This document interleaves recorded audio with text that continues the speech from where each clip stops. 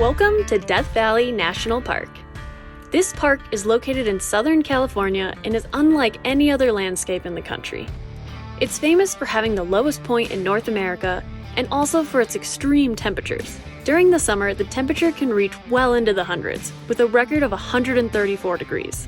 So it goes without saying that it's recommended to visit in the spring, fall, or winter.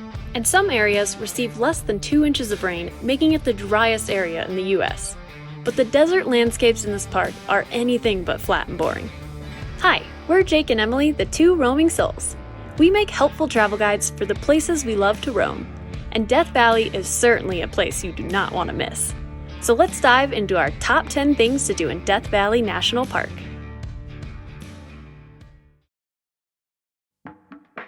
Golden Canyon. Golden Canyon offers an incredible variety of canyon landscapes to explore, from golden-hued walls to red cliffs and even rainbow-colored layers.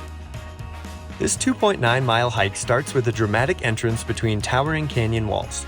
As you hike further into the canyon, it can feel a bit like a maze. So on this hike, it's just kind of a washing. We were looking left and right and exploring some side canyons. And this is pretty cool. And now that I've turned around, that way is cool too. And a popular turnaround point is at the Red Cathedral.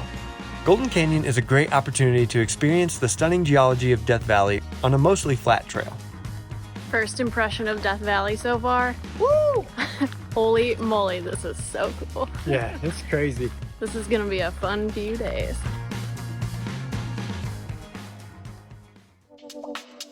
Zabriskie Point.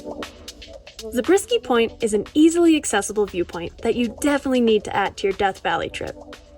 A quick and easy walk up a paved path leads you to a breathtaking view of striped, rolling hills that are just captivating. These vibrant badlands are shaped by layers of rock, volcanic ash, mud, and minerals, creating a striking contrast of colors and textures that make this viewpoint truly unforgettable. And it can make for a good photo shoot spot too. Artist's Palette. Artist's Palette is the highlight along the scenic 9-mile Artist's Drive, which winds its way through the Amargosa Mountains. The main viewpoint is at the heart of the drive, but the entire journey is an adventure as well. At Artist's Palette, you can admire the vibrant rock formations right from the parking lot, or dive deeper by hiking among the colorful hills. The hike has a fun, maze-like feel with winding paths that reveal new perspectives of this uniquely colorful landscape. What do you know, we found another slot. I will note that it's not quite as vibrant as some of the overly saturated photos you might have seen on social media, but it's still impressive nonetheless. And last time we were there, the road had just been freshly paved, so I couldn't resist the urge to carve it up on my longboard.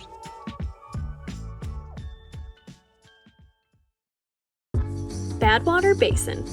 The Badwater Basin salt flats are the lowest point in North America, sitting 282 feet below sea level, which just makes this area an extra unique attraction in the park. You can stroll out onto the salt flats to witness the fascinating geometric formations of salt deposits. There is a worn-down path leading out to the salt flats from the parking lot, but you're free to roam and explore this otherworldly landscape at your own pace. However, human footsteps can damage the patterns in the salt, so tread carefully so the unique patterns remain to be enjoyed by all. Hey, if you're enjoying this video, give us a thumbs up to help our channel grow. Dante's View. If you're looking for the most grand view in Death Valley, Dante's View will make you feel like you're on top of the world. A paved road winds up the Black Mountains to a dramatic lookout over the valley. The top of Dante's View is around 5,500 feet high. So Death Valley is incredible because down here at the valley floor, it's minus 282 feet below sea level. And then those peaks that we're looking at right across, there's one over there that's 11,000 feet tall. That's just a crazy, crazy elevation change that makes this valley just enormous. Mosaic Canyon. We've experienced tons of canyons throughout our travels, but nothing ever quite compares to this one. The swirling canyon walls resemble a mosaic art piece, with glossy fragments of rock held together with what seems like grout in between. The hike is 4 miles, taking you through diverse sections of the canyon, but the most breathtaking sights are found within the first quarter mile. After navigating the initial slot canyon, the trail opens up to a wide canyon wash surrounded by vibrant colored mountains. Eventually the canyon narrows again into a more mosaic-like slot canyon. And then it becomes less like hiking and kind of more like canyoneering. So if you're short on time or don't have any canyoneering experience, you can go ahead and skip this section.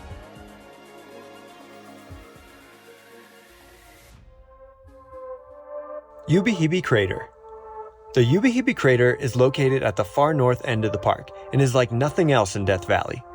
The crater is estimated to be over 2,000 years old and was formed when magma and a volcano came in contact with groundwater, resulting in a dramatic steam and gas explosion that created a 600-foot deep crater. You can admire this magnificent formation from the rim or hike along the edge for different perspectives of the expansive landscape. And if you're feeling adventurous, there's also an option to hike down to the bottom of the crater. Titus Canyon. Keeping up with the trend of cool canyons in the park, Titus Canyon is yet another canyon you cannot miss.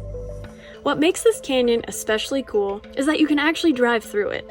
We've taken our camper van to many awesome locations, but this one might take the cake for the coolest place it's ever been driven through.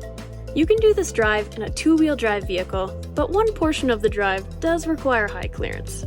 The 27-mile drive is one way, and while the first 6 miles follow a washboarded dirt road that can feel a bit dull, it soon transitions into vibrant desert mountain peaks as you begin your ascent up Red Pass. The trail then descends down to the ghost town of Leadfield. This part of the drive does require some technical backroad skills and high clearance. All that's left of this 1920s mining boomtown are a couple of structures, cement foundations, and defunct mine shafts. The town itself really only lasted 1 year, because gold deposits found in the area were drastically exaggerated, making its existence essentially a mining scam. After exploring Leadfield, you'll journey down to the entrance of Titus Canyon, where the towering canyon walls encompass you and your vehicle. This drive can easily take you 20 minutes or so, but we were absolutely mesmerized and stopped for several photo shoots along the way.